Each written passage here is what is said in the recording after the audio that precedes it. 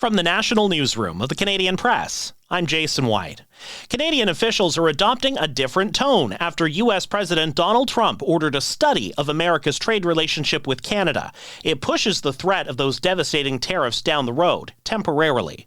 Canada's ambassador to the U.S., Kirsten Hillman, says it's time to move away from a transactional approach and focus on a larger vision of how the two countries can work together. We need to move beyond rhetoric to actually a substantive conversation. And that's what this opportunity provides us. And so in that respect, I'm pleased. Her comments came before Trump suggested to reporters he's looking at slapping 25% tariffs on Canada and Mexico starting February 1st. Liberal leadership hopeful Mark Carney has locked up 4 more cabinet endorsements. Indigenous Services Minister Patty Hajdu, Crown Indigenous Relations and Northern Affairs Minister Gary Anandasangari, and former Housing Minister Sean Fraser endorsed Carney on social media. Environment Minister Stephen Guilbeault threw his support behind Carney while speaking with reporters at the Liberal cabinet retreat.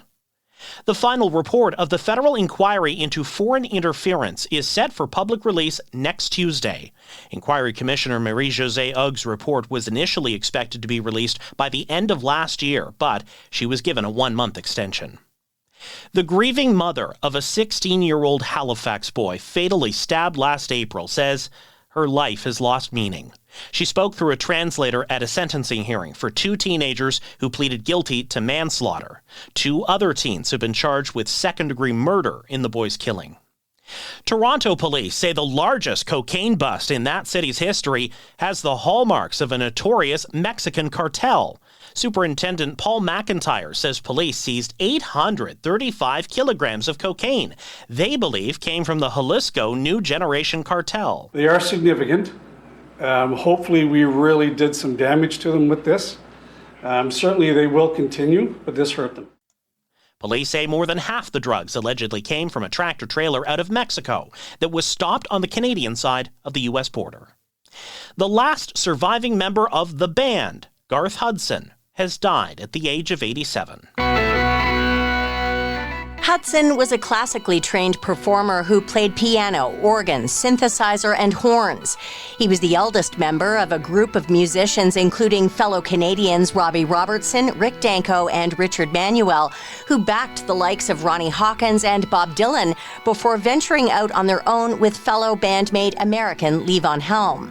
No matter the song, Hudson summoned up just the right feeling or shading, including on the opening organ sounds heard on the band's song Chest Fever. Lisa Laporte, The Canadian Press. This is The Canadian Press. In sports, the Edmonton Oilers will be without superstar captain Connor McDavid tonight as they host the Washington Capitals. McDavid starting a 3-game suspension for his cross-check to the head of Vancouver's Connor Garland in a game last week. Also in the NHL tonight, the Canucks host the Buffalo Sabres. The Ottawa Senators visit the New York Rangers. Montreal hosts Tampa Bay. The Toronto Raptors welcome the Orlando Magic to Scotiabank Arena as part of tonight's NBA action. The Raptors are a woeful 10-32 on the season, but have been better lately at home. They're seeking a 3rd straight win. Veteran CFL linebacker Bo Lacombo is calling it a career. The 34-year-old played 8 of his 9 seasons with BC and another with Montreal in 2019. The Ottawa Redblacks have signed veteran American punter Richie Leone to a 1-year contract extension. The 5-time league All-Star posted a 48-yard average over 99 punts last season. His average, 3rd best in the CFL. From the Canadian Press, I'm Jason White. Thanks for listening. Don't forget to follow and subscribe.